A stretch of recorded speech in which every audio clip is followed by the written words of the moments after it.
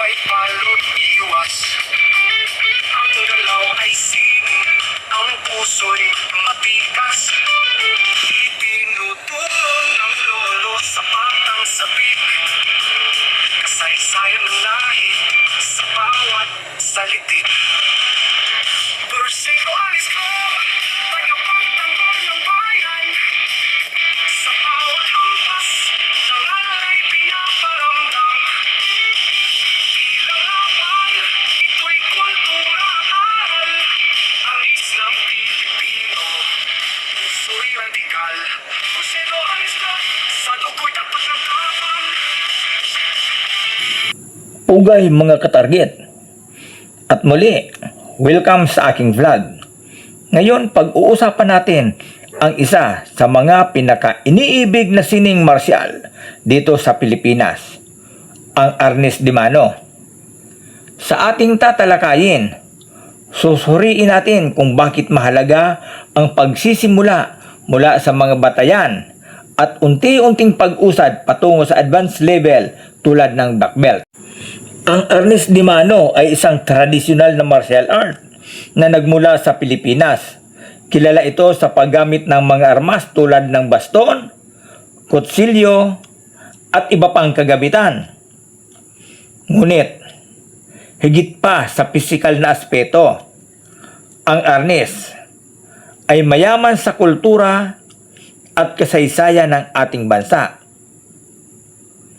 Sa arnis, natututunan hindi lang ang mga teknik sa pakikipaglaban, kundi pati na rin ang disiplina, respeto, at pagpapahalaga sa sarili.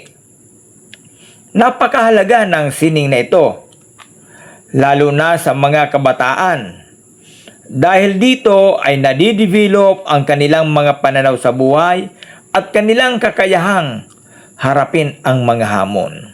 Pag-usapan natin ang kahalagahan ng pagsisimula mula sa mga batayan. Sa arnes, ang mga pangunahing teknik ang pundasyon ng anumang magaling na mandirigma.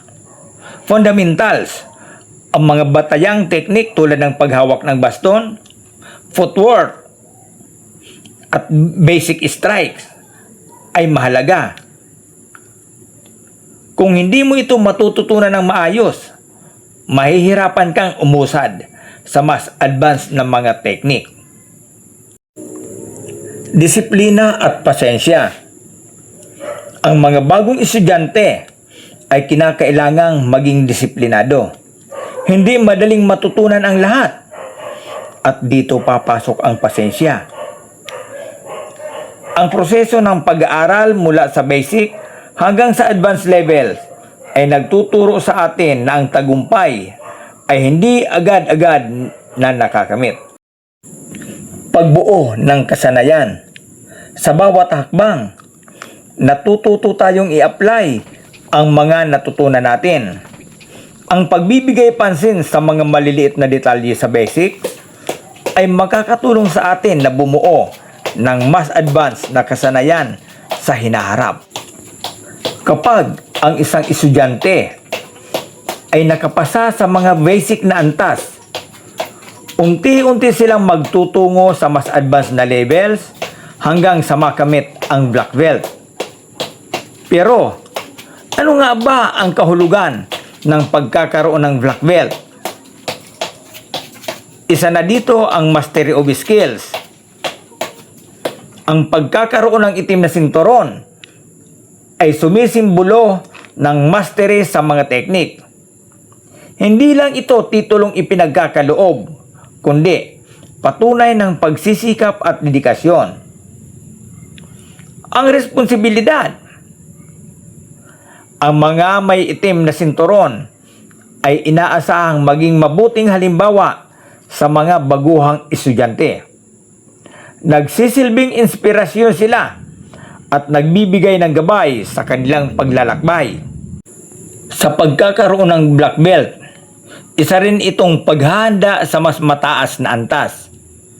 Sa advanced levels, magkakaroon tayo ng pagkakataon na mag-aral ng mas complex na teknikal at estratehiya. paangat din ng paangat ang ating kakayahan dahil sa mas mataas na antas ng training at pagdidipinsa. Ang sabik, kasaysayan ng lahi sa bawat salitik. Porsigo Aris Club, tagapagtanggol ng bayan. Sa bawat hampas, dangal ay pinaparamdam. Ilang laban,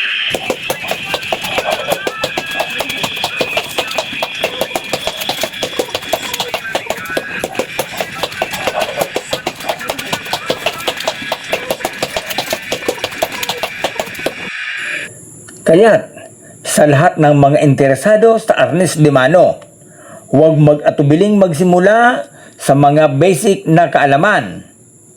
Ang prosesong ito ay hindi lamang para sa inyong kasanayan ng martial arts, kundi pati na rin sa paghubog sa inyong karakter bilang isang tao. Okay mga katarget? Sana naman kung bago ka pa lamang sa channel kong ito, ay huwag mong kalilimutang mag-like, mag-share, at mag-subscribe. Huwag nyo rin kalilimutang pindutin ang notification bell upang manatiling updated sa atin pang susunod na mga video. Okay. Okay mga katarget. parang ang siyabang. Galing sa katunan, sa gubat at bundok. Hanggang ngayon, buhay pa rin sa puso ng bawat tukha-tapak. May panusok, may sangga, galaw ay matuloy. Bawat kilos may kwento, may sigaw na galing sa mga bayani natin kilala. Ngunit sa anis, ang alaala'y dakila. Porsigo Aris Club, tagapagtanggol ng bayan. Sa bawat hampas, dangal ay pinaparamdam. Bilang laban, ito'y kultura aral. Ang isang Pilipino, puso'y radikal. Porsigo Aris Club, sa dugo'y tatak ng tapang. Ito ay higit pa sa galaw ng kamay. Ito ay kwento lulupang minamahal. Kasama ng pawis, dugo at dasal. Ang aring saya po'y na di magpapatay. Ito ay higit pa sa galaw ng kamay. Ito ay kwento ng lupang minamahal. Kasama ng pawis, dugo at dasal. Ang aring saya po'y na di magpapatay. Porsigo Aris Club, sandata ng lahi. Sa puso ng bayan, ikaw ang tanod at hindi. Itura sa mundo, ang ating dangal. Ang isang Pilipino, panatag ng mahal.